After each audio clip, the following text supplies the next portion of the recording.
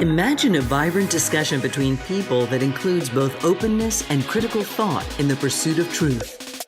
The Purchasing Truth podcast is an experience, a journey, an exploration of the impact that negative messages in politics and the media have on our families, community, society, and nation.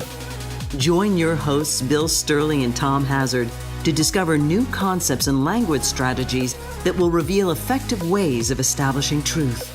This podcast series will tackle current events, leadership challenges, healthcare confusion, integrity in business, and many other areas that affect us all. Gain clarity and understanding of the various truth perspectives. Welcome to Purchasing Truth.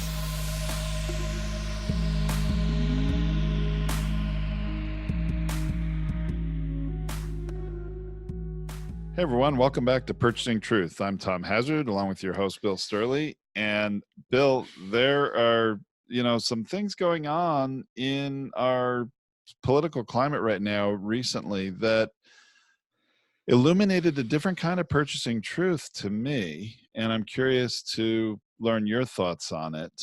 And now let me sort of set this up quickly. The Democrats are conducting impeachment closed-door hearings, taking deposition testimony from witnesses, which actually I say the Democrats are doing it well because they're in the leadership position, but in these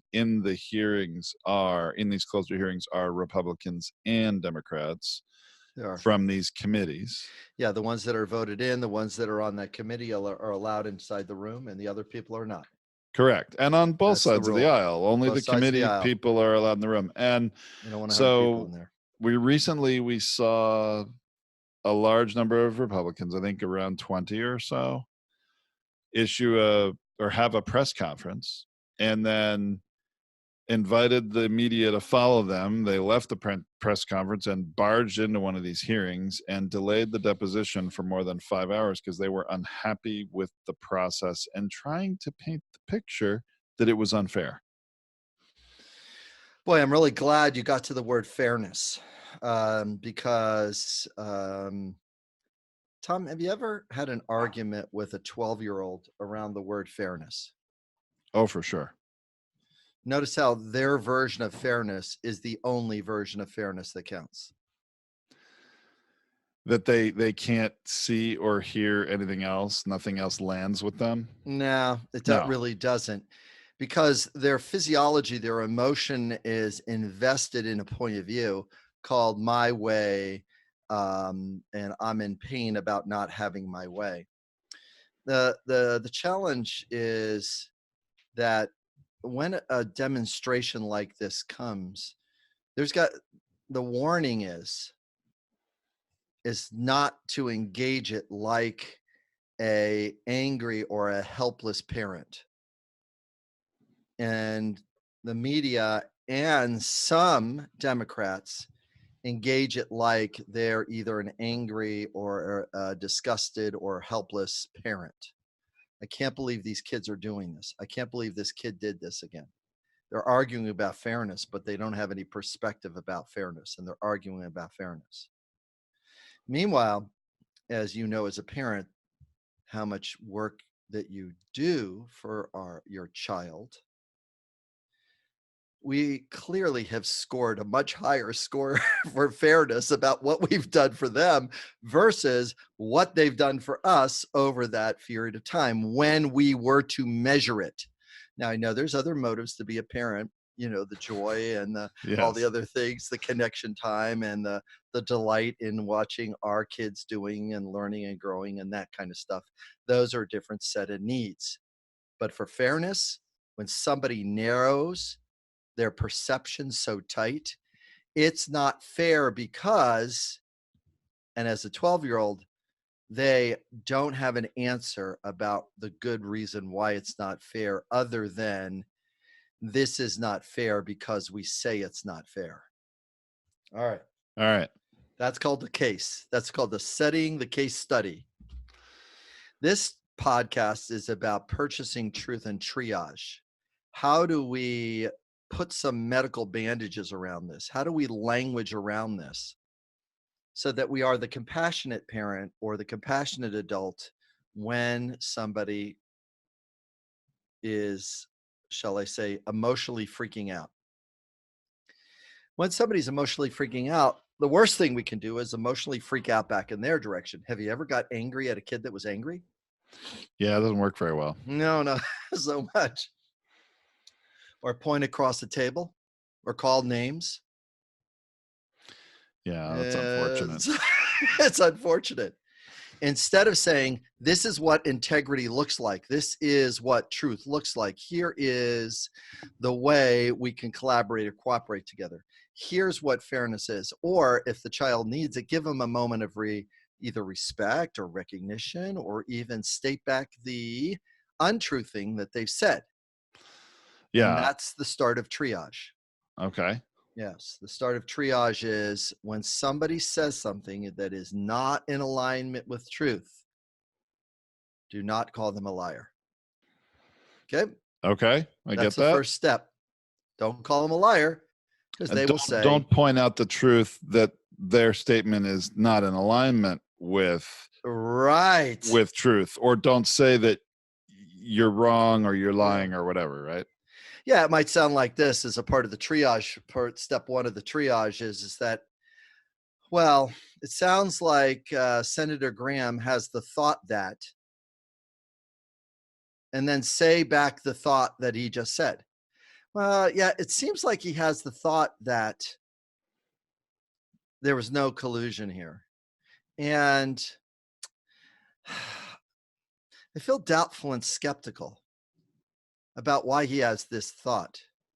Because really, what we have found is this thing showed up. Now, if you're listening to me, he's yelling and becoming defensive. I am saying, I can hear your perspective, but it is not in alignment with what the truth is and the way the truth is written. So this will be an example of several hundreds of thousands of mistakes that have been made in communication in regards to the Mueller report, in regards to investigators, in regards to lawyers asking questions, as well as media people asking questions that just make the truth harder to find rather than easier to find. Yeah, I think a lot of times the media just amplifies the trying to find, not choose a tragic word here, but amplifies the message, belief, the message. Yeah, that the closed door hearing process on the Judiciary Committee or whatever committee it was recently is unfair. And that's what it's saying. It's unfair because only certain people are in the room. Why aren't we all in the room? Why can't the public see this hearing? You know, the challenge part of that is if the public were to hear something that was security sensitive, cooperation with another witness, or exposure or tainting or influencing the another witness, those are two things nobody really wants. So but that truth is not helpful. Right. Nor is the truth, which I think is what Adam Schiff and some of the other Democrats or even the media will highlight, is that, well, there are Republicans on the committee in the room, and they're allowed to ask the witness questions too. So to paint the picture that it's an unfair process is not entirely accurate. But as you just said, that truth isn't helpful. No, it bounces off the person's consciousness because we haven't triaged or stopped the bleeding first. You got to stop the bleeding first. You got to do a tourniquet on it. The first tourniquet on it is to reframe it as a thought or as an idea or as a concept, and minimalize the perception so you can broaden the perspective on the other side. So, see, you can't use this tool that I'm teaching everybody if you're a person that's not in integrity. In other words, this is not a manipulation tool. This is a tool if you're on the side of truth, This tool works all the time. So that's the nice part about it. And if you're not on the side of the tool and you try to use this, you're going to get creamed. You get creamed because you're walking your own plank into and diving into the sharks with your hands tied, and you didn't even know you tied your own hands. So step one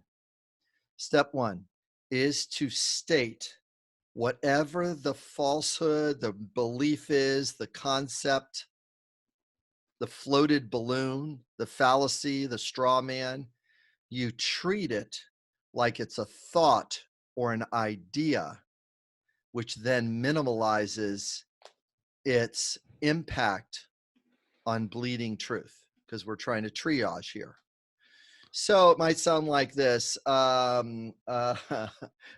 Say your daughter had 3 cookies, and your other daughter comes into the kitchen and she sees that there are 5 cookies. She's not going to go for fairness. She's going to take all 5 cookies. Of course. What do you mean Right? I can only have 3? Well, your sister only had 3, so it's not fair. I want all the cookies because her physiology is already on the cookies. Or I'm bigger than her, so don't I I'm get more bigger than her. cookies? Don't I get more cookies? The mind will rationalize the tragic behavior. Do it this way. Republicans, regrettably, and Democrats have done this thing too. So it's not but in the current moment are the Republicans acting as if they are going to go on a diet after the next election. They're acting as if I'm going to go, oh, we're going to be better back then, because that will be better. No. So we're binging on all the stuff that's bad for us now? Right. And then just like you've done at a New Year's party, you walk through the kitchen, the cookies in your mouth before you even know it. They're binging and saying, don't look at us binging on tax cuts, on trying to get reelected, on the spin that we're doing. Don't look at us. We're binging. And there's other people, non-adults, that need the news coverage. They need the media exposure. They need to catch the eyeballs. They need the social media impact. And they're letting them binge or amplifying the binge if you are a Russian influencer or a China influencer, or a North Carolina trying to influencer. sow the discontent and the division, or the Doubt polarization of America. Discontent is not as powerful as doubt and skepticism. Okay. See, they're sowing doubt. They're sowing skepticism in 2 things: the system that they want to run and take down, and the Democrats who are their adversaries. Now, have the Democrats have agreed to things that were terrible agreements? Yeah. Sure. Yeah. I don't know. Let's try the Iraq War, for instance. Yeah, sure. Vietnam War, for instance. Oh, sure. It's like, we got a lot of problems about people voting for stuff that I would not vote for. Just saying. Because it wasn't in alignment with truth. Sure. They just figured out a clever message to purchase truth. Well, and to me, this was a clever tactic to purchase truth. The president has been very unhappy because he's the most vocal over his Twitter feed. Right. He's been very unhappy about the news coming out of these closed-door hearings on somewhat of a daily basis, where there's a transcript of the deposition published, made public so the rest of the House members can see it, and eventually the media gets hold of it, where he doesn't like the testimony, where somebody's testified that, yes, he was holding up military aid to a foreign power until they agreed to help him investigate his political opponent. So there's been now testimony, sworn depositions of this, and he doesn't like what's coming out of it every day. And so the day before this sort of barging in of roughly 20 Republican House members into the, closed door hearing room, he has a meeting with a lot of these same Republicans at the White House saying, you guys aren't doing enough to fight back on this impeachment inquiry. I'm paraphrasing. March down there. That's a French. Well, I don't know if he directed them to do it or not. I would say no. But he the did not. day after this meeting with the president, they hold this press conference, and then clearly this was staged. And here's what I want to sort of get to here is the media being maybe an unwitting accomplice in this hijacking of the hearing, which is really what happened. They barge into this hearing, which, by the way, is supposed to be a secure hearing, and there's no electronics in the room, and all these Republicans had their cell phones on them. So, I mean, the hearing grinds to a halt for 5 hours. They don't have this deposition. Can you imagine if the media stepped up its integrity? Watch this. I would love to see, how could the media not be hijacked and made an accomplice to this? Because they need some awareness and really training. They would need awareness and training and consciousness to do this. It might sound like this. Before we start filming this, are you bringing us new evidence that is important towards the trial? And the answer, well, they'll start to speak before we turn on, in other words, and then just shut all the lights and shut all the cameras. Well, then we're not recording it. Wow. Can you imagine? Take the power of not giving them the voice if they don't have something. Yes. Okay. So tell us what the new thing is before we turn our cameras on. What's the new thing that you're going to help that's going to exonerate the president? Would you be willing to give us some new evidence that exonerates the president? Well, they keep attacking the process because they don't have anything new, right? It sounds like that you're just pointing out that you're not enjoying the process, and you have the thought that the process is broken. Do you have the thought that the process is broken before we turn our grams? And how would you like to improve the process? Notice there's no answer how to improve the process. For it to be open. Okay, so you have the thought that the process would be better open. Is that what your thought is? Yes. Okay. Would you be willing to tell me what the problems might be for that? What are the problems for that if it was open right now? So it's like the media is asking the politicians, what's the problem with it being open? Wouldn't they say there's no problem? We want it to be open. Wouldn't they say that? I mean, because that's really what they're asking for. They're trying to barge into this hearing. They want They would say, but look at how they're going to walk down the plank with the next sentence. Okay. Do you find it might be valuable that the information stays accurate? Would you like the committee to would you like the truth to be told in that room? Oh, yes. Then might it be good to keep it private so other people can't change their stories? Do you want to give other people the opportunity to change their stories? Based on what they hear in a public hearing? Based on what they hear? Yeah. Now, notice this group of 20 people think they are, because they've been elected, they're in the power position. That's what their belief is. The press, for their part, if they are going to act as the fourth state, they're allowed to ask tough questions that are not just fact-based questions. Right. You're allowed to ask questions that engage truth, not to point out some kind of logical fallacy that they can run around. Because that's where the problem is that they're not trained in a way to ask a question that draws truth towards them. They're only trained, the press is only trained to ask questions to chase truth. Wow. That's a very important distinction. And, I'm just shaking my head because I'm so unsettled by I it. know. Yeah. It's If you're listening to the podcast, folks, you're going to want to go watch the video and see Bill's expression, because it's just so worth disheartening. checking out. It's worth checking out. Go to purchasingtruth.com to check that out when you have a chance. It's just so upsetting. Yeah. It's so upsetting. A part of me is chuckling, and part of him is feeling sad and helpless, because they're not even aware that they could change their narrative in order to get better answers.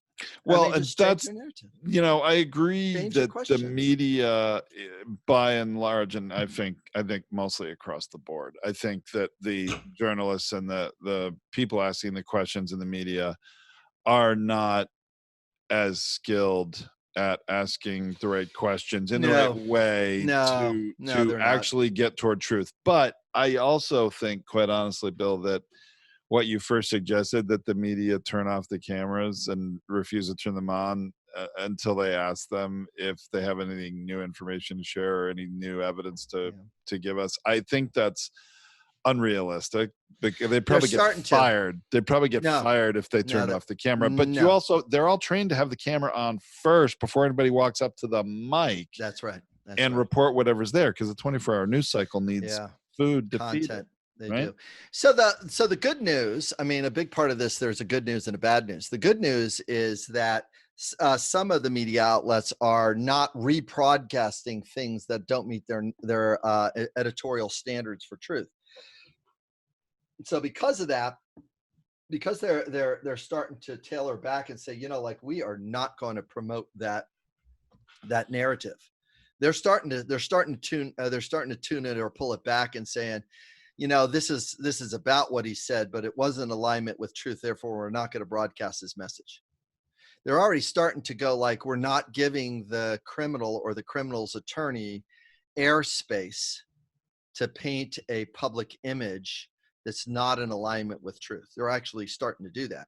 Now, is that censorship? Well, censorship is happening all the time. There's all kinds of words and phrases and things that can't be used in the general media, as well as if you try to sell something and it kills somebody, you're on the hook for it. If you sell a product that says you're going to do this and it kills, 1 to 50 people, you're on the hook for it because you said it was going to do it. In fact, I'm thinking of a client of mine who walked on stage, had met somebody that had a wonderful, engaging conversation with somebody on stage, came on stage and said, I just met John over here, and John's a great guy. He does X, Y, Z. And, I just so enjoyed my conversation with him. John comes on and starts selling a product that that he was embezzling money for.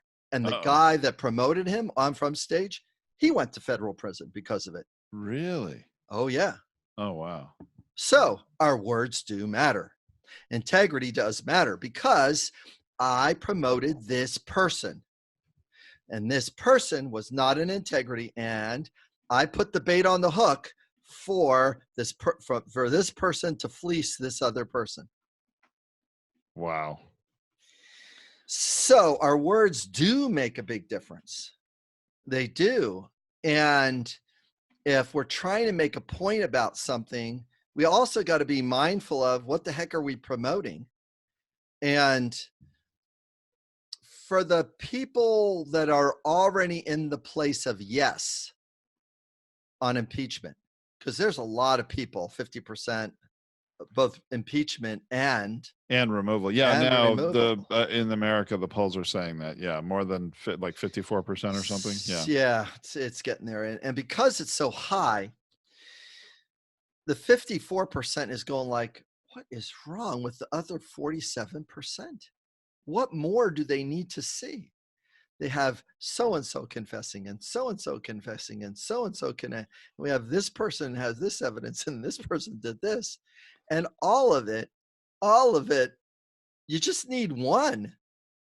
But all of it, and they're still at 47%?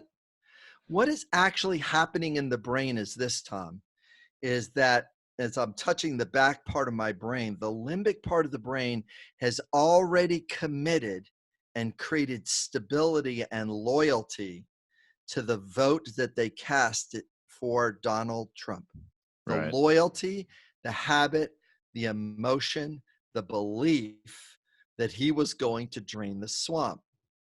The only problem is this part of their brain, the front part of the brain, is not able to, at the current way of languaging things, to talk to the limbic part of the brain and to say, hey, listen, everybody makes some mistakes, or, this might have been true in this way, but, I'm now noticing that my vote might not have been for the best candidate, for the best interests of the nation, or even my own best interest.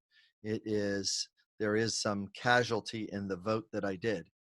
Now, if I were to empathize or have compassion for the person that did the vote and languaged things to have compassion and empathy for that vote, there's a 20 to 30% swing, 20% at least, 20, 25% swing. The other folks have been so invested and so reinforced that their neurobiology will not let them, and their body won't ever let go that Joe Biden didn't do something wrong, even though. Where is one sheet of paper that did it? Did he get a cushy job? Yes. Did he get paid a lot for a cushy job? Yes. Did he add value? That's up to the people that paid the money. Because I'll definitely agree that the optics don't look good. That, why would a Ukrainian company hire Hunter Biden to be on their board and pay him $50,000 a month, which is what they paid him? Why would they do that if they didn't, is he that skilled in energy for his name to help them? I don't know. It had to be for his name. Hey, listen, right? Tom, testimonials, for God's sake. You put a testimonial on your website. You work for that company one time and you put the company logo there. You're drafting off of that company's identity. That's a good point. So from a marketing and credibility perspective, having the name of a person named Biden on your board may have provided a lot of value for that company. It's a lot. I want, so-and-so to give me a testimonial. They're a celebrity. If Brad Pitt said Bill Stierle was the ultimate in truth, do you think I'd be a little busy? Yeah, you'd be shouting it all over social media and on your website, right? And all sorts of other things. Yeah. So they put Hunter Biden on a board.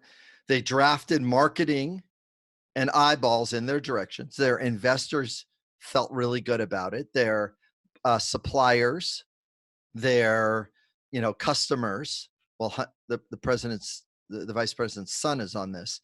This is how close we can get to have America here in the Ukraine. We are a person, because Joe has several points of integrity that are very strong for people to draft off of. He's made some blunders, but of course, but for the most part, he's got some pretty good pieces of integrity that he doesn't even leverage enough. He doesn't even market and promote enough. So, but that's a subject for another episode of this. But you're right. And actually, you know what, Bill, that's your logic there is very sound. It's just purely marketing, and capitalism is a reason why a company would want to have Hunter Biden on their board. It's for their own self-interest, not about doing a favor for Joe Biden. They were doing a favor for themselves. So that's how truth gets purchased.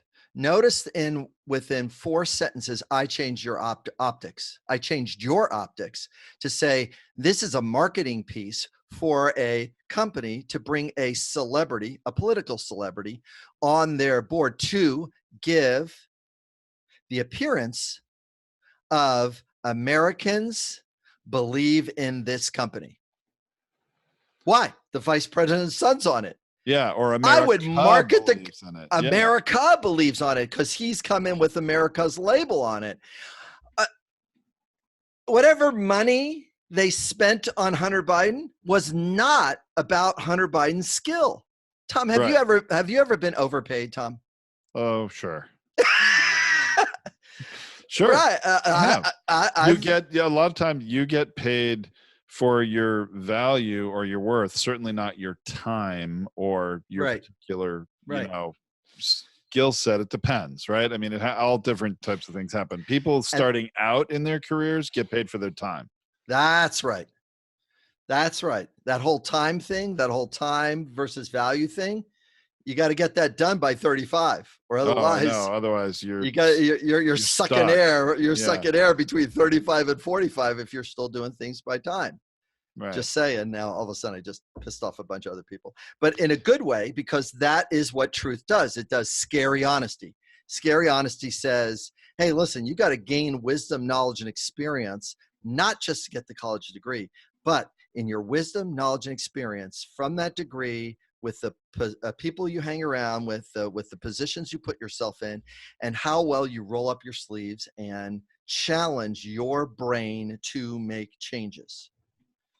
See, people think, literally can listen to this podcast and think I'm a good communicator, just as they can validate that truth. I'm a pretty good communicator. Yeah, I communicate pretty well. They can think that thought, just like they can have the thought, I'm a pretty good driver. I'm one of the best drivers ever. I'm a great driver on the road. And Tom, it's very clear that there are A, B, and C, and D, and even F drivers on the road. Tom, isn't that truth a little bit more truthful, that there are a grade of drivers on the road? Yeah, I believe that. Okay, great. Now, they make a judgment, their brain, and they get in an accident, or the circumstances come and they react and they're in the wrong place in the wrong time and the bad thing happens, right? Right. Okay. In communication, the same thing happens. People think they're good communicators. Donald Trump thinks that his letter was perfect. Sorry. Yes. He thinks his phone call was perfect. It was the nicest phone call. What the real truth is this communication pattern that he has used has gotten him success in the past as a real estate person negotiating with people, trying to either A, get investment money for, or B, get people to purchase these processes. Go, hey, listen, there's only 7 of these left in this building. I have another 300 in this other building, but there's only 7 left in this building. Notice that kind of arm twisting sometimes is needed to get people to buy a sale. Sure. Guess And what? it can be effective. It can be very effective. It's almost necessary to create the uncertainty that there's scarcity, that there's only so many of these left. Oh, I agree, Bill, and I live by that in sales in my own business. Having a sale that ends by a certain date, the scarcity, the uncertainty of when something will be as inexpensive again, Yes. makes a lot of people buy now instead of buying later. You're offering them a perspective and a perception. You're adjusting, you're according not the value of the product, you're according the urgency inside the listener. Right. So when Trump does tweets, the best way to triage that tweet is to provide compassion and empathy for it and change it into a thought. Well, when I read the word lynching, I'm guessing the president is feeling helpless, scared, terrified about his need for the life of his presidency to be met with this investigation. I just empathized with the word lynching. I did not judge it. No, you didn't. And you made us all believe or understand that the president is scared, which he would never admit. But guess what? If I'm one of the senators or one of the candidates and I tweet that back at him, What would That Trump? What would Trump do? that tweet goes viral, as well as the response to the tweet. Yeah, I wonder what the Now, response would be. defensiveness and Yeah, denial. Now, what happens though when he does this form of defensiveness? He's being defensive against himself right. instead of being defensive against the person. He thinks he's defending against the person, but really what he's doing, becoming defensive, is exposing how scared, helpless, hopeless he feels about the life. There's the lynching part, the metaphor's clean, of his presidency. His presidency is getting hung, and the best tragic word he used was lynching. Right. Now, I can feel unsettled and would like to coach him not to use words like that, and saying, hey, listen, I'm feeling helpless and hopeless about getting fairness, about the motives behind what I was doing. Wow. So all of a sudden he could give himself empathy as he's texting, but that's a whole nother thing. Yeah, yeah. Oh gosh, breaking down his Triage, man, triage. No, triage makes a whole lot of sense, and Yeah. it. We need our politicians in general, and especially our media, to get some skills. You know, Oof, and then some. yeah. I mean, Yeah. because they just amplify, everything gets further out of proportion, and actually it's very interesting. You know what, you mentioned some things a minute ago that reminded me. So I listened to an interview. Do you know who Joshua Johnson is of 1A on NPR? Anyway, he does a morning show out of Washington every day on NPR, and he was in Kansas live doing his show, interviewing people in Kansas, one of the reddest of states, and of Trump voters. You know how you were talking about the brain and people have made their vote Yes, and all that? yes. Well, so interestingly, I think what you said is very true about the 25 or 30% in the middle and what they may, do, and their minds may be able to shift. But just to get a window for a minute into people whose minds won't shift, he was interviewing a woman who's a resident of Kansas and was saying that, because he asked her, how is it that you were comfortable voting for the president and you're willing to vote for him again when he thinks that he has enough power to be able to touch women in their private parts and brag about it? How can you vote for someone like that? And she responded fully acknowledging that he did that, and she thinks it's disgusting and she doesn't agree with what he did or said, but she compartmentalizes it to say that, well, but what's more important to me than what he does personally and how he talks, because she said it was like disgusting or reprehensible how he talks, whatever, but she believes in freedom and capitalism, and she even talks about it around the dinner table with her children and all this, as to why she's for Trump and will vote for him again, because somehow she believes that that Trump rather represents freedom and capitalism, and to her, for whatever reason, that, and she doesn't believe that the other candidate, whoever it's going to be, is going to represent and stand for freedom and capitalism in the same way. And that she will still vote for him. So there are people that are never going to move, right?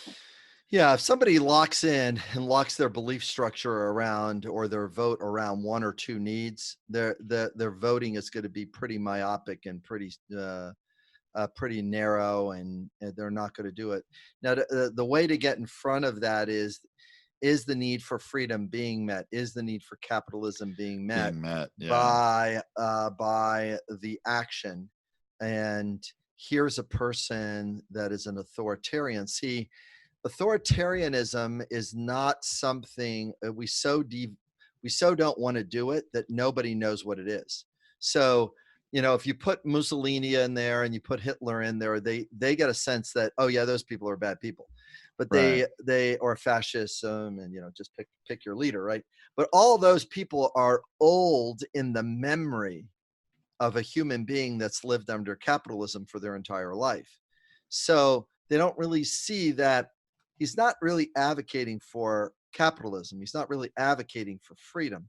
What he's advocating for is getting the need for respect and financial affluence for the few versus the health of the nation for the many. So he's not working in that space because there's no Right. freedom. There's no freedom at $10 an hour or $5 an hour. There's no freedom there. There's no capitalism other than your life energy is getting eaten by $5 an hour, $7, $15, $10 an hour, $12 an hour. You're getting eaten up pretty bad there. You're Right. losing ground. You could put 2 or 3 or 5 more hours onto your work week, 10 more hours onto your work week. You know, put 10 more hours on $10 an hour. That's an extra $100 for your 10 bucks. Yeah, I know. I just went right down a sadness rabbit hole there, because the thing that he's railing against immigrants are the ones that want to come in and take those jobs because they're doing it to sacrifice their life so their kids and grandkids don't have to go through what they went through Right. in these other economies that don't work as well as ours. So Yeah. it's really unsettling. Anyway. Wow. Well, perspective is quite an interesting thing. And triage, I really like that. That reference. It makes a lot of sense. And we gotta make sure that whatever the partial truth or no truth that's being spoken, to change it into a thought, change it into an idea, and then provide empathy and compassion for that, which is, I feel doubtful and skeptical that truth is in alignment with what they're saying. The truth, the way this is showing up here, I'm really interested in seeing how this truth really matches their truth, because it doesn't seem like they're providing any support other than it's just a thought or an idea, and Americans get to express thoughts and ideas as much as they want, not make that thought and idea real when it's not. It's not real, the thought they have. Global warming, or the lack of global warming, or or the same process that the Republican-controlled House went through investigating Bill Clinton and having closed-door hearings and depositions is somehow today not fair when it was fair 20 years ago. It's fair 20 years ago when the ethics and the sexuality stuff was more repressed back then, and the integrity of the office was more valued back then. But now, give me a tax cut, let me run some money, and let me have choices, and let me do these secret backroom alley thingies, and I'm good with that instead. It's like, no, that's not, we're not doing that. We're not doing the needs of the few over the needs of the many. And that's what's happening right now. Yeah, or in particular, the needs of the one, the president's need for political advantage. Well, the life of his presidency. The life, you're right. That's, I like how you state that. And the respect of his presidency. See, he's fighting for two really, really important things: respect, recognition, acknowledgement for what he'll stop talking about 2016 when he gets the level of recognition and acknowledgement that he didn't get for running the race the way he did against a candidate that didn't know how to talk back to someone that is an expert in marketing and sales. She didn't know how to diffuse the sales narrative. I agree. And it just sold everybody to buy their vote. And he exploited many things that she said, and she hurt herself, unfortunately. So if that doesn't highlight the need for the Democratic candidate, whoever that may become, to be very skilled and be able to have a debate in such a way as to bring compassion and empathy to it and help Trump walk right out on that plank all by himself. Let him walk out on the plank. Let him walk out on the plank, because he'll walk, if you provide him empathy and compassion, he will walk right, into and out of his own election. It's like he's already kind of sort of mostly there, but that's not what the long-term problem is. The long-term problem is how quickly can America restore respect and trust that it doesn't have at the current moment, as well as the image of America is this really smart place. Yeah. It's like, whoops, kind of showed our underbelly there a little bit, because if you hijack a person's thoughts, through some of these marketing and sales narratives, it doesn't go so well. It just doesn't. Right. Anyways, all right. Well, all right, more to come lots on to this do, more to come. Obviously, we get through the election, and then we can deal with the restoration piece, because we got to first get there first. Oh my goodness. All right, Bill. Well, hey, thank you so much. I really enjoyed that today. A lot of fun, Tom. Thanks.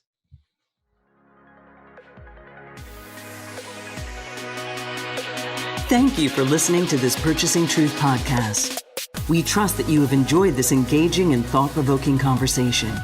Our hope is that you've received value, found clarity, and broadened your truth perspective in this episode. If you did, leave us a review or visit our website, purchasingtruth.com. Join us again for another informative and content-rich discussion here at the Purchasing Truth podcast. Don't just accept whatever information comes your way. Join the discussion. Discover your own voice. Purchase your own truth.